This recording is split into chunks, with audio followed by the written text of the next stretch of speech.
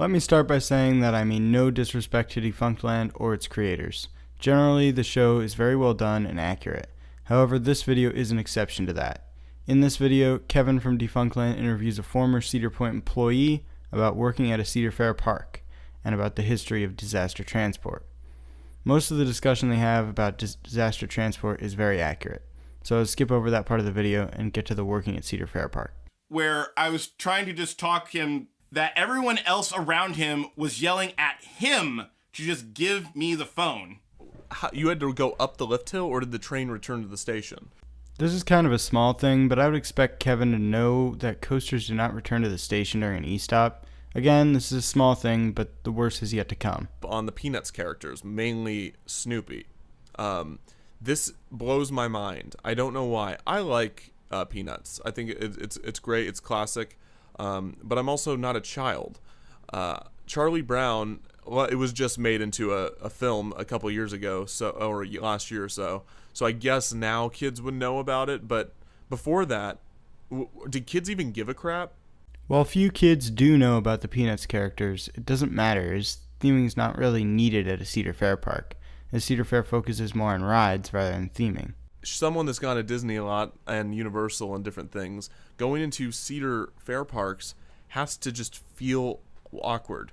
Feels really wrong. One, because they're dirty. I can only speak for Kings Island and Cedar Point here, but in my entire lifetime I've never gone to either of these parks and seen them dirty. There's always staff walking around cleaning up messes as they happen. So to say all Cedar Fair parks are dirty is simply a lie. And storytelling's a major aspect of these because it just adds so much to the experience for a lot of people. No storytelling/theming is really required to have a good park. In fact, some would argue, myself included, that parks are better off without it, and instead better off investing in better, bigger, more thrilling rides. This is not to say that the atmosphere of a park doesn't matter. It does. But Cedar Fair has done an outstanding job at Kings Island and Cedar Point, at least, of maintaining a great atmosphere along with great rides. But another thing that adds a lot to the experience is not having trash everywhere. Oh, yeah. Which it totally does. And I guess you just went to a Cedar Fair park on a bad day, because I've never been to a Cedar Fair park with trash everywhere. It's a year-round park. It has to be better run. Seasonal amusement parks that's another huge aspect of Cedar Fair parks, is most of them are seasonal. And it's huge. You have to be able to run it year-round, and you have to upkeep it. There's no off-season where you can just say, oh, we'll just fix it in the off-season. That's still not something that happens at Cedar Fair parks. Even at the end of the season, everything is still in the same condition as it was at the beginning of the year. But a lot of it also has to do with the attitude of the people that go to the park as well. Because some people that go to, like, Cedar Point just don't care, and they like smoke in line, they throw their trash wherever they please. Yeah, I'm sure this does happen, as with any park. And with this guy being a ride-up, I'm sure he's seen a lot of it. But I've never seen people that careless at a Cedar Fair park.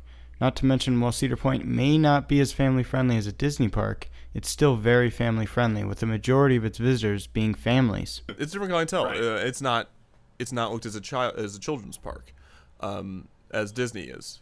Yeah, it's looked at as more of a just like, this is where the cool teenagers hang out. Yeah, we got the biggest ride. Screw you, families. Not exactly, as stated before, but Cedar Fair parks definitely do appeal to a more diverse audience than Disney parks do. This has its positives and negatives. Worlds of Fun is themed with continents, but it's themed horribly. Again, Cedar Fair focuses more on rides than theming. Now, I will say Worlds of Fun definitely needs some new rides and some more love from the chain in general, but it's one of their smallest parks. This is like judging the entire Disney chain based off of Hollywood studios. Worlds of Fun gets the roller coasters that other parks already have. This is a common thing in every chain, even your beloved Disney with rides like Space Mountain or Rock and Roller Coaster. Right. This is a very common thing in Cedar Fair, in case you are not aware. Oh, I'm very much aware. Knott's Berry Farm has the boomerang. Worlds of Fun has the boomerang. Cedar Fair is actually trying to remove many of these cloned rides, like Boomerang, which is more than can be said for chains like Six Flags. I think it's Magnum XL 2000, maybe at Cedar Point. Is that a 200? 200? Yeah. 205 feet tall, right? Huge drop, painted red, goes up another big drop, and then it does a couple twists and turns, and then you're done.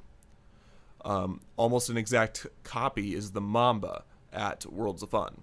First of all, Magnum was groundbreaking when it first came out. To say it just drops, goes up a hill, goes through a few turns, and you're done is a huge understatement. Also, Mamba was made by Morgan several years after Magnum, which was built by Aerodynamics. The only similarity between these two rides is that they're both hypercoasters and both have red track. Dorney Park in Allentown, Pennsylvania.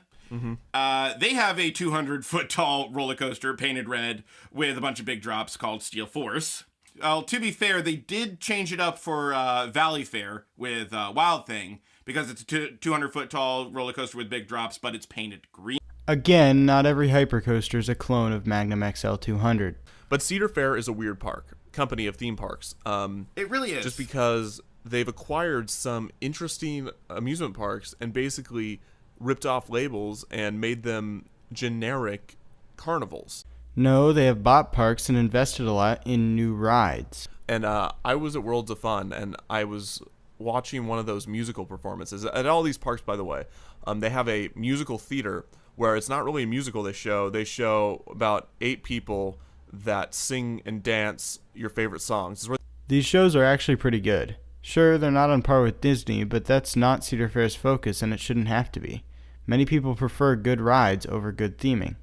Well, that's about it. This video does contain some accurate information, but that section towards the end completely misrepresents Cedar Fair and Cedar Point. Again, most of the content put out by Defunctland is both super high quality and super accurate, so I by no means hate Kevin or the Defunctland team. Thanks for watching, and goodbye. Oh, there's also this little gem. And with an uncertain future for seasonal amusement parks? Yeah, Defunctland is living in a completely different reality from the rest of the amusement park world outside of Disney. Cedar Fair and Six Flags will never be replaced by Universal or Disney simply because Disney and Universal cater mostly to kids who like Disney and Universal shows and movies.